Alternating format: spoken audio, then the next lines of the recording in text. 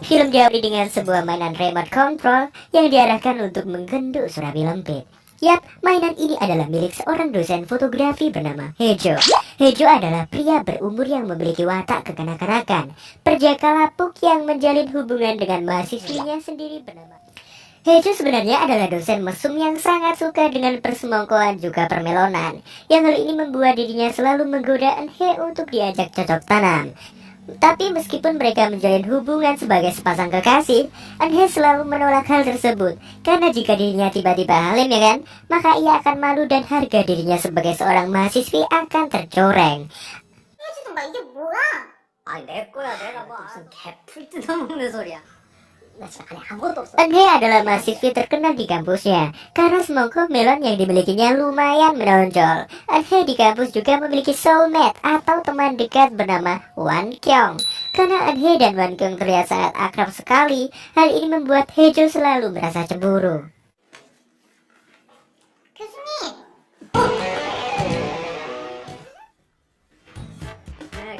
Hejo yang gak mau surabi yang belum tercicipi dimakan orang lain, ia segera mengirimi pesan ke Enhe yang menyatakan bahwa dia sudah mengeluarkan semua barang pribadi milik Enhe dan segera menyuruhnya untuk tidak tinggal di apartemennya lagi.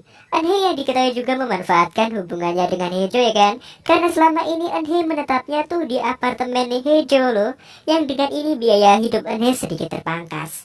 Enhe pun langsung pergi meninggalkan Wan Kyung dengan batang singkong yang sudah siap terbergotong. Sesampainya di apartemen, Enhe memaksa Hejo agar ia bisa tinggal di sana lagi. Enhe meminta maaf akan sikapnya. Hejo sang dosen mesum pun menerima kembali Enhe untuk tinggal bersamanya. 그래서 진실된 용서를 이렇게 나한테 이렇게 그래 너랑 하기 싫어. Suatu hari, di kampus datanglah seorang dosen baru cantik dan semlehoi bernama Kang Shin Hye. Kang Shin Hye yang mencari lokasi ruangan untuk perekrutannya, ia dikirim oleh Hejo untuk wawancara. Karena Hejo adalah tipikal pria yang suka persemongkoan besar dan menilai seseorang berdasar fisik, Shin Hye lolos wawancara tanpa hambatan sama sekali. 포스터. 빙고. 저요. 제 손을 안 거친 사진이었습니다 이 학교는. Selanjutnya, ketika Hejo menerangkan cara pengambilan gambar, angle yang tepat, dan berbagai macam unsur seni dalam fotografi, matanya malah jelalatan ke pohuk mulut Shin Hye. 나비는 Ia pun segera menggarap Shin Hye, mendekatinya dan menebarkan gombalan-gombalan buaya darat. Sepulang dari mengajar, Hejo menemukan berbagai macam buah-buahan Enhe yang diangkurin. Hal ini membuat nafsu makannya meningkat dan ingin segera menikmatinya. Tetapi lagi-lagi Enhe tidak mau. Yang hal ini membuat Hejo mencoba atau mulai berpikir move on aja dari Enhe dan beralih ke si guru sebelohai si Shin Hye. Singkat cerita, lagi-lagi ketika Hejo mengajar, pikiran Hejo malah bertamasya kemana-mana. Ia membayangkan Shin Hye yang menggoda Hejo untuk melakukan bercocok tanaman benih sawi. Tapi kenyataannya, si Hejo hanya menggenjot tembok yang tak berdosa. 첫눈에 반하는 거 믿으세요?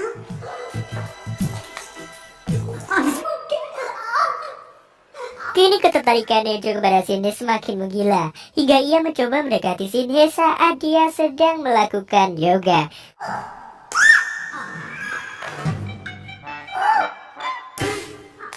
Bahkan saking sukanya ia kepada si Shin Hye, Hejo mengalami mimpi basah yang penuh dengan fantasi semongko melon Shin Hye.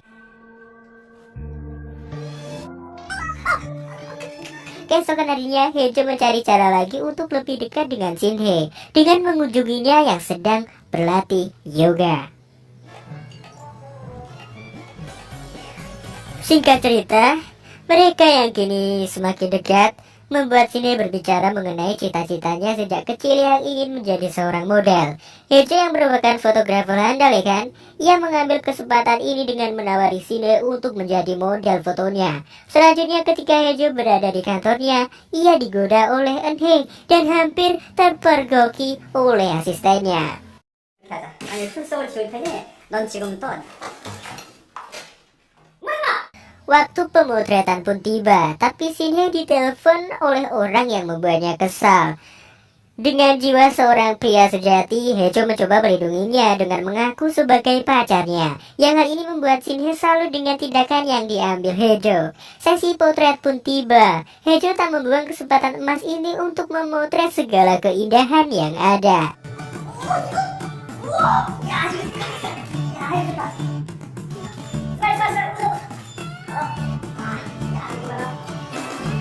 Ketika sesi pemotretan selesai, mereka menghabiskan waktu bersama di sebuah bar. Sampai hal ini membuat Hejo mabuk berat.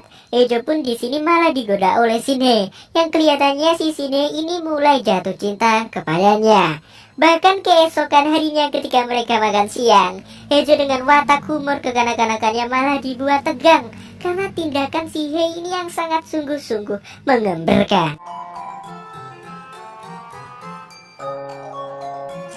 Singkat cerita, hubungan Hejo dan Shinhe sampai ke telinga Eunhye. Hal ini membuat Eunhye meminta kejelasan atas hubungan mereka saat ini. 예술하는 사람이야. Malam pun tiba. Shinhe datang ke apartemen Hejo dengan keadaan baju yang sedikit kotor. Hejo pun menyuruh Shinhe mandi karena si Hejo ini berniat untuk mengintipnya. Sungguh, kali. Semangkuk melon stroberi nan indah membuat Hejo kini tak sabar untuk segera bercocok tanam. Mereka pun bercocok tanam, diiringi dengan goyang dinding dinding robot milik Hejo. 당신에게는 검은 버튼이 있어. 네, 이렇게까지 하는 남자는 처음인데.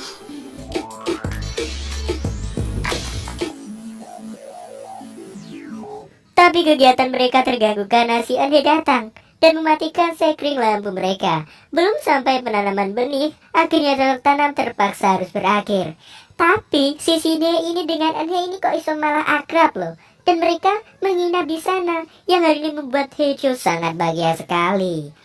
Keesokan harinya, Eunhye lagi-lagi meminta kejelasan atas hubungan mereka. Hal ini tidak sengaja didengar oleh Wan Kyung. Wan Kyung yang cemburu mencoba untuk menyelidiki hubungan mereka dengan teman-temannya. Di sisi lain, seorang rektor kampus yaitu Profesor Hong yang curiga dengan tingkah Hejo, yang menyuruh seseorang untuk menyelidiki apa yang sebenarnya Hejo lakukan. Apakah benar simpang siur terdengar bahwa Hejo bercocok tanam dengan guru dan juga murid, yaitu si Shinhe dan juga Eunhye. Para penguntit itu bahkan mengikuti Hejo yang sedang nge-gym dan melatih beberapa gerakan cocok tanam. Hejo yang tidak tahan mengajak Shinhe untuk beraksi di belakang ruangan gym, yang kegiatan ini berhasil diabadikan oleh para penyelidik yang rektor kampus suruh.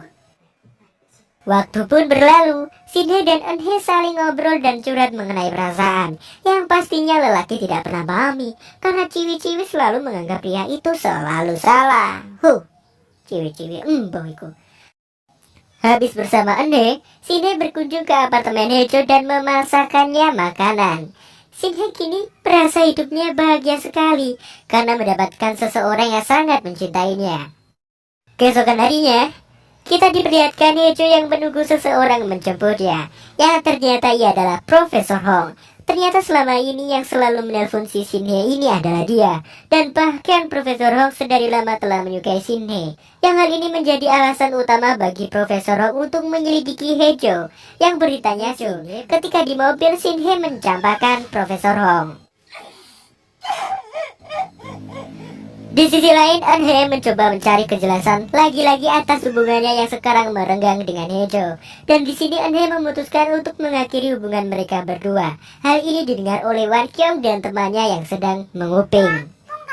Singkat cerita, para penyelidik Profesor Hong menemui Shinhe dan menunjukkan foto-foto yang mereka telah abadikan. Mereka mengancam Shinhe akan menyebarkannya, dan hal ini bisa membuat reputasi Hejo buruk. Konsekuensinya Hejo bisa dipecat sebagai dosen. Untuk menyelamatkan reputasi Hejo, para penyelidik menyuruh Shinhe untuk meninggalkannya dan segera pergi ke seberang pulau. Shinhe dengan berat hati memutuskan hubungan mereka dan pergi meninggalkan tercinta Hejo untuk selama-lamanya. Kini Hejo merasa bersedih dan menyadari bahwa bukan hanya bercocok tanaman yang penting itu, tapi sebuah ikatan yang berlandaskan cinta sangat berarti dalam hidup. Hejo pun menelepon Eunhye dan meminta maaf atas sikapnya selama ini. Di sisi lain, di seberang pulau, ternyata di sana adalah tempat Profesor Hong menunggu Shinhei. Sungguh bajingoy sekali Profesor Hong. Shinhei yang sebenarnya mengetahui hal ini adalah jebakan Profesor Hong. Shinhei mengambil sebuah langkah untuk menjebak si Hong ini juga dengan menggodanya dan mengajaknya berenang. Si Hong mukanya ditutupi dengan kancut Shinhei, dan ternyata selama ini si Shinhei telah bekerja sama dengan Enhei untuk menjebak Profesor Hong dengan menyuruh para fotografer tadi mengabadikan momen tersebut ketika si Hong bermesraan dengan Enhei, yang hal ini akan menjadi sebuah berita yang sangat menghancurkan karir Profesor Hong karena telah bercocok tanam dengan mahasiswinya sendiri. Hejo pun ternyata juga datang menyelamatkan Shinhei dari garangan rakus. Hejo pun berjanji akan mencintai Shinhei selamanya, sedangkan hubungan Hejo dengan Enhei kini berakhir menjadi sebatas sahabat. Dan film pun berakhir dengan percocok tanaman semongko melon wortel yang kini Yejo bebas melakukannya bersama Shinhei. Dari film ini kita dapat belajar bahwasanya sebuah cinta bukan hanya timbul dari cocok tanam saja, melainkan banyak faktor yang mempengaruhinya. Misal seperti kebiasaan dan perilaku, seperti teko jalanan soko kulino, yang intinya cinta itu datang ketika kita menjalani hidup bersama dalam pahit manis, hujan, kemarau, tawa maupun duka. Oke, terima kasih telah menonton dan menontonlah untuk mendapat terima kasih. Bye.